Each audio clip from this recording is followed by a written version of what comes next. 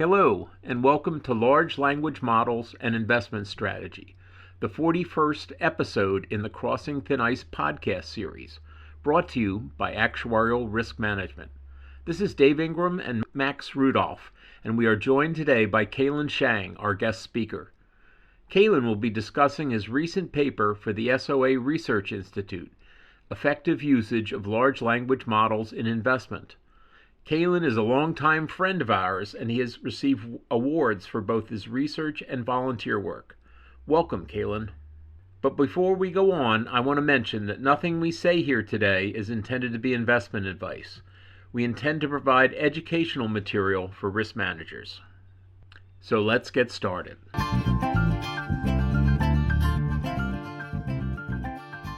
So Kalen, welcome. Can you take a minute and just introduce yourself to our listeners? Sure. Thanks a lot, Dave and Max, for inviting me to this conversation. My name is Kalen, and I'm an actuary with about 20 years of industry experience. Personally, I'm interested in modeling and technology, and I have done quite some research on predictive modeling, deep learning, and reinforcement learning, especially on how they can be used to the actuarial field. Okay, that's great. Kalen, you cover quite a bit of ground in a fairly short paper here. It's only about 10 pages long. We're going to start by mentioning a few of the key points of your paper and then asking questions about those points. And please, you're the expert, so feel free to jump in and correct us for anything that we get wrong. In your paper, you talk about how AI can be used for investments and looking at to effectively use these LLMs in investments, how they need to be specialized and retrained with domain-specific knowledge. Can you give some examples of this special domain-specific knowledge? And then do the humans who now do this work, do they already have this knowledge, or is this something that the AI will create? In my view, I think domain-specific knowledge, they can come in different formats. They can be non-public financial data. They can be some proprietary models that you use for your investment analysis. They can be the research papers that you wrote. And I think more than that, for investment experts, they are able to guide the AI to determine which knowledge they should learn first, which tasks they should take care of first, and more importantly, to give them the evaluation system so that they know which is good, which is bad. So later on, they can learn by themselves. So for example, for the different investment strategy, like the liability-driven investment and also a pure return-seeking investment, they have different goals. So they should be measured by different metrics. And I think here the domain experts can provide to the AI this evaluation system more efficiently. And I believe collectively humans have all the knowledge that's needed to help train AI to become an expert in investment field. And I believe that AI will be very knowledgeable, have a very good memory that we don't have always, and also learning in a non-stopping mode. But I think maybe in the future, some days the AI will figure out something that human beings don't know. But I don't think that's the time right now. Yeah, it does seem to be an evolving process. We've seen where large language models can summarize literature, analyze social media, generate reports, develop code, and even assist with risk management. Within the retraining process, investment professionals can potentially guide large language models by providing relevant content, asking targeted questions, and offering feedback when the models are trained. Question I have in mind is when you train a human, the way we describe training a large language model, the good humans usually come up with opinions of their own on the subject. If we're feeding AI all this information and it remembers it better than we do, shouldn't it be challenging the approaches, the decisions, the judgments made by humans eventually? I think it's very likely that sometimes AI will give us solutions that we are not expecting that and better than what we can offer using traditional data and technology. I think there is two aspects of that. The first aspect, as you mentioned, that AI have access to more data, have more training power, so that given times, they are able to learn from more cases and improve themselves. I think this is something human brains cannot compete in that dimension against AI because we are separate individuals. We only have such long life and such brain powers. But on the other hand, I think because AI is trained by human designs, so it needs human feedbacks or reward function in the AI terminology to tell which one is better and which one is bad.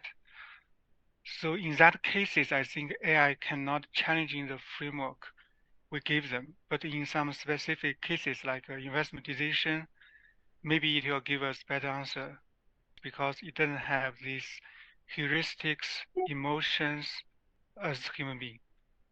One of the things that as a modeler in my past that I always worried about was spending too much time on the model and not enough time on the common sense results.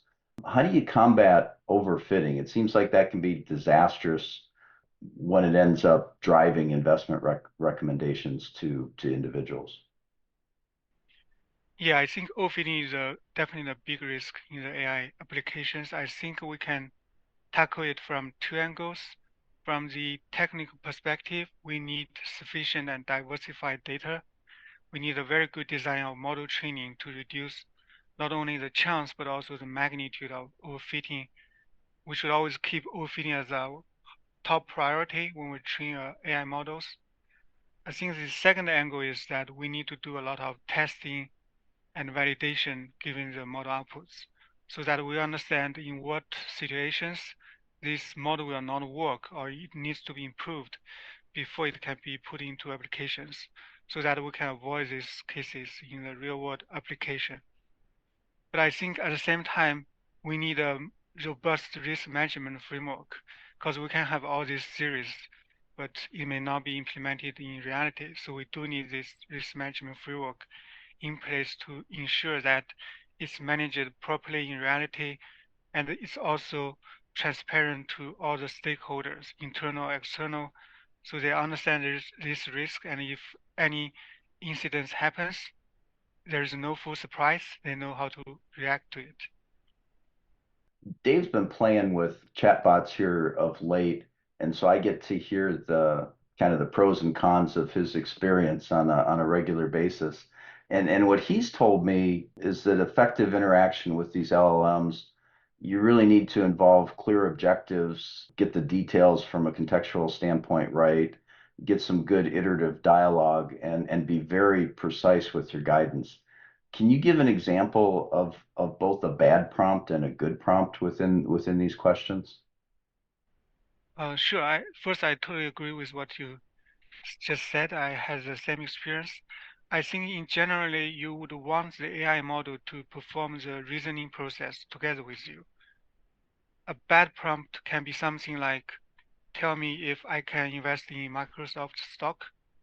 It is bad because there is no context given to the AI, so the AI may evaluate it based on different metrics that may not be appropriate for our situation. A good example is usually very long with details. For example, I'm considering investing in some stocks to support my retirement plan, and I'm still in the workforce and expect to retire in about 15 years. I'm particularly interested in understanding if Microsoft stock would be a good choice. Please help me evaluate it and ask me any questions that may be helpful for your evaluation. I think by providing context and interact with a large language model, it helps facilitate an in-depth conversation that will allow you to explore all the needed information together with the model so that the evaluation is sensible. Over generations now, computers have developed quite a bit of credibility, and we're all told that these AI models are the latest and best thing.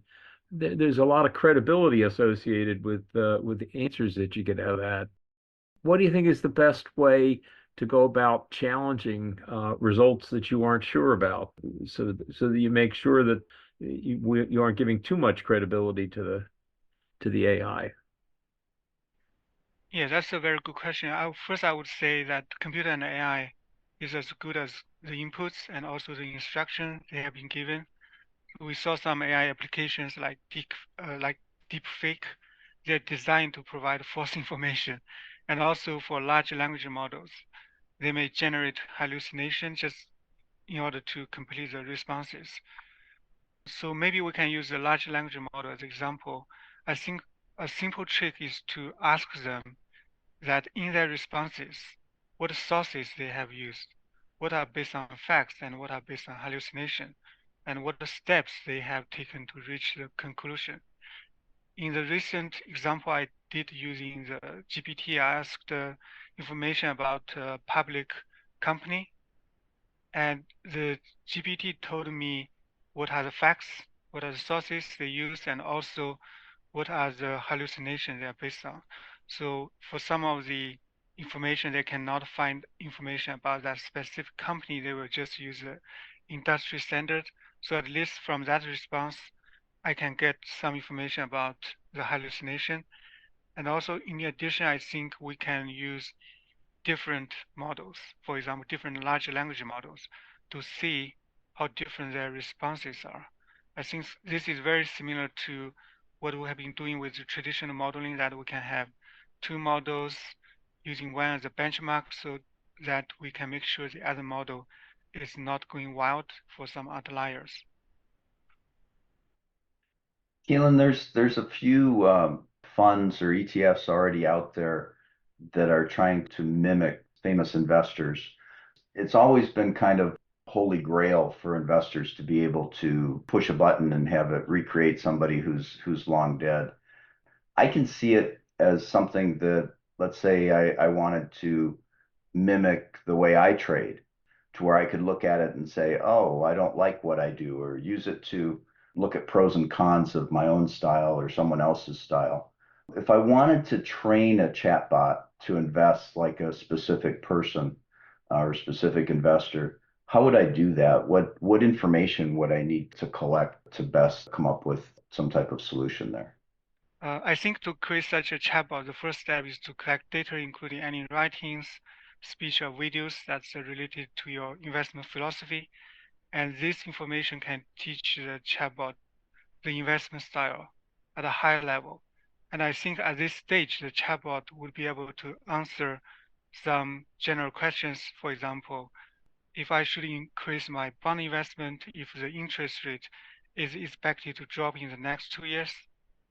And then at the next level, if we can have information about, say, the models that you are using when you are making investment decision, and also a full history of your investment transactions, that can also be supplied to the chatbot. So they may be able to identify any hidden patterns, which you may not be fully aware of that. I think once we reach that stage, then we can have a fully functioning ChatGPT to follow your investment style. But I would also try to say that this chatbot may be subject to the risk of hallucination, because it's very difficult to validate if it's really following your investment style or not. Let's switch topics again here and talk about risk management. You mentioned in the paper that there's a number of risks that we have to be aware of from AI, such as model complexity, data bias, cybersecurity, ethical issues. I would think that AI could be very helpful. Large language models could be very helpful with risk management. What do you think about using it for risk management? I think AI can definitely help on risk management because we have human risk managers. So I think AI can play different roles in its world, and it can do as the role of risk manager. And because AI models can be trained with specific domain knowledge, so it can be trained with risk management knowledge and be used to identify and monitor not only the human risk, but also the AI risk. And Dave, if I'm not mistaken, I think recently you built a chatbot trained using the papers you wrote about the risk culture. I think it can be considered as the AI expert. At least it can be used in the risk management education part. So therefore, I think using AI doesn't necessarily be a bad idea. Keelan, the three of us have known each other for a long time. We all came up on the risk management side, which we're talking about here. Could an application set up constraints using AI related to specific metrics like price to earnings ratios and debt to equity leverage and create and build dashboards for a self-directed investor that would allow them to have some of the same tools that the big boys have? Yeah, I think that's definitely possible and made much easier with the aid of AI. I think there are a few ways that AI can help. First, as you mentioned, there are some constraints of risk indicators. I think AI can even do further. It can help search the literature and what the big guys are doing, and to give us a list of useful constraints and risk indicators that may be able to help personal investors. And once the contents of that risk dashboard is determined, AI can help generate the computer codes to build the interface and perform the calculations. And I think the last aspect is that to make it more personalized, AI can be used to collect information like the risk preference, the investment goals of individual investors, so that they can set personalized alarm level in this dashboard for individual investors. Well, it sounds like we're all going to be great investors in no time. Hopefully. Keelan, one of the things that you've talked about is bias data.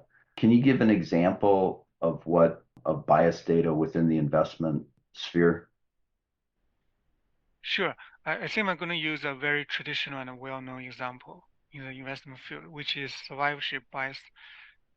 I think it's still relevant for AI today. I know, Max, you have mentioned this many times before in your presentation at actual conferences. I think we all know it's a very famous selection bias. It's caused by ignoring field public companies that once existed but later removed from the index data, such as the S&P 500. Nowadays, say if we are using the data with this survivorship bias to train the AI models, then the trained models will not be suitable for analyzing companies that may have a high chance of big drop in the performance or even going bankrupt, and it may overestimate the future investment performance. And I think we can also consider it as an example of the overfitting that we discussed a little bit earlier. That if we are using the data with survivorship and apply it to the area without survivorship bias, then the model will go wrong and give you bad answers. Keelan, in your paper, you have a really helpful example based on asset allocation. Can you give us a little bit of background about the example using the LLM for asset allocation? Yeah, sure. I think it's a very simple example I use to try illustrate possible ways that large language model may be able to help asset allocation and also check its limitation. I think to make it accessible, I use the ChatGPT at that time, which is free of charge and still today. So the example starts from asking if ChatGPT know how to construct an efficient frontier using bond and equity investments, and ChatGPT was able to list different aspects of that task, which can be very helpful for educational purposes. And then the ChatGPT was asked to perform this task step by step, and I found it was able to ask relevant data inputs such as expected returns and volatilities of each asset classes, and be able to show the detailed calculations. And I think it's also smart enough to understand different requests and the relationships of the requests in a conversation. So for example, if I have doubts about previous step it has, I can always go back and ask for that specific point, and the ChatGPT is able to understand that and to reflect the change in the entire process. So I think with fine-tuning on the latest developments of large language models, its performance can be better. And it will be better, I'm sure, as we move forward. That it just seems like everything's evolving and improving so quickly. It's been really interesting to follow. One of the downsides so far that still needs to be improved is that LLMs are reportedly really bad at numbers. That seems like an issue for an investment application. Is it, and why?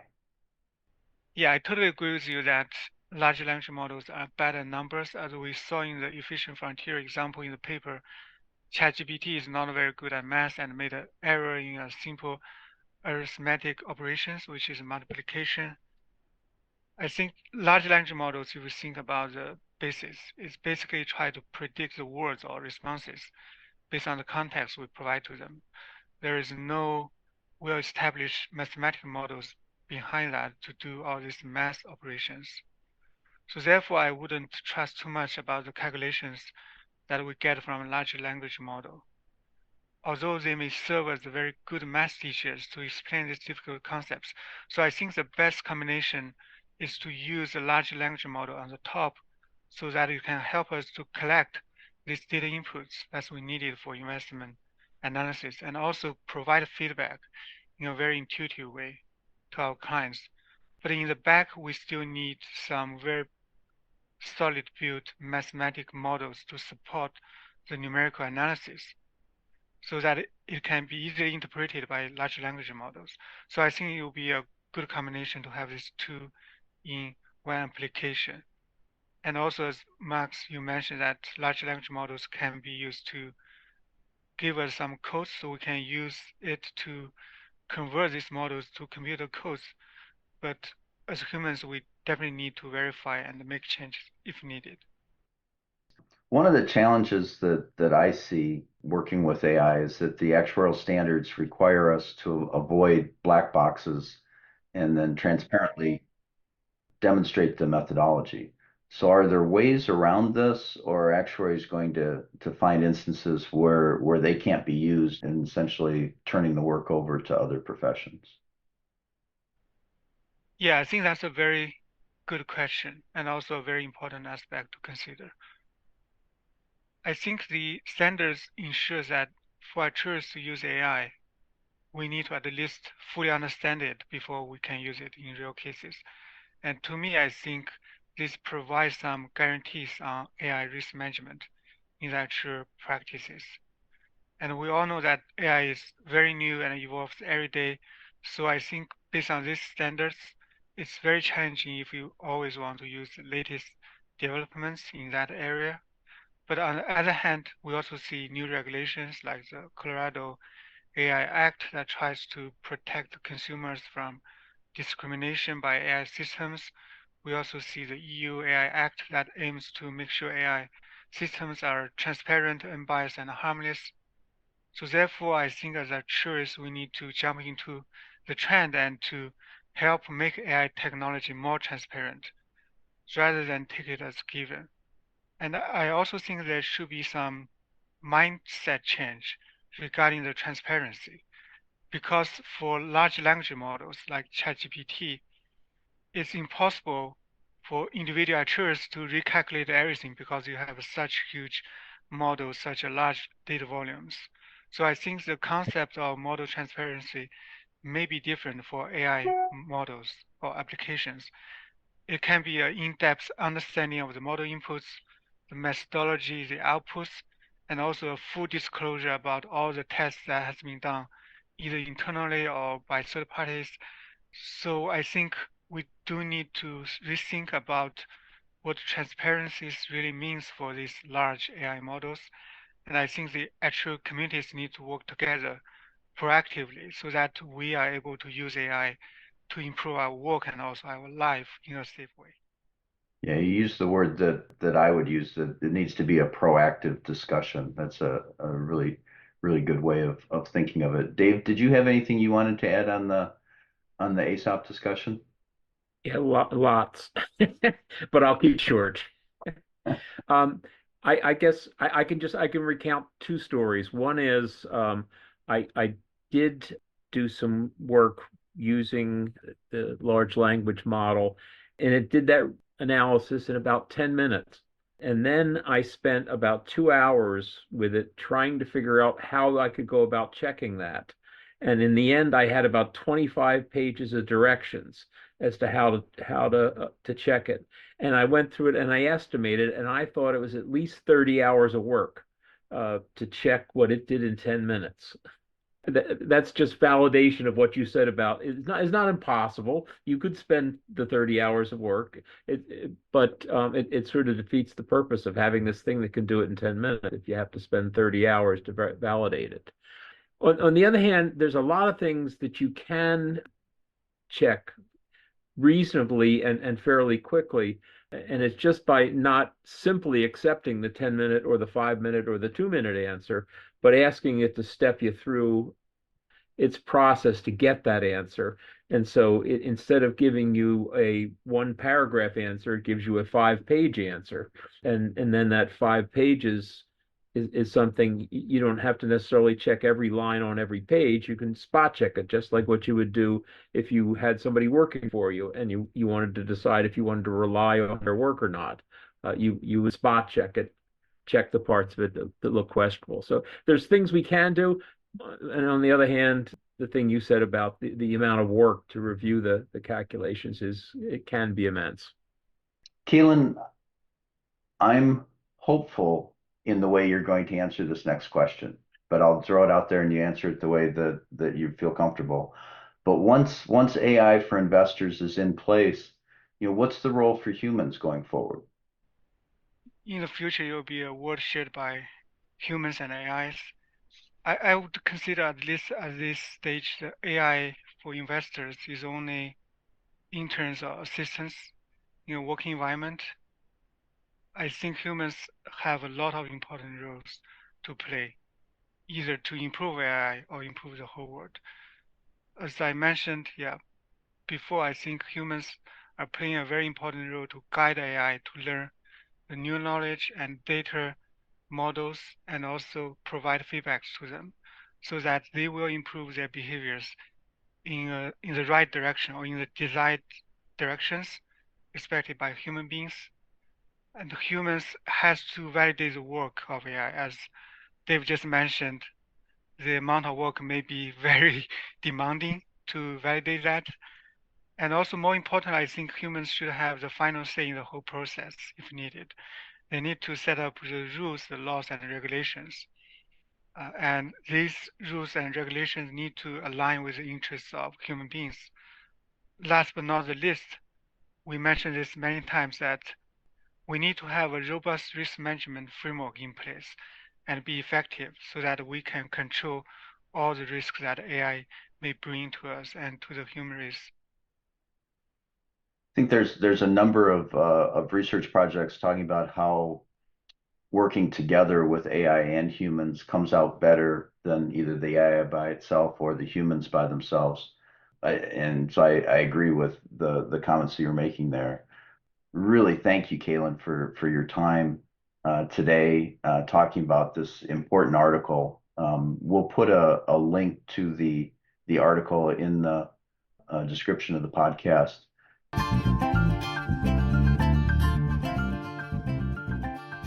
Thanks, Keelan. We learned a lot today about the potential risks and opportunities associated with AI-powered investment decision-making. We look forward to talking to you again sometime soon.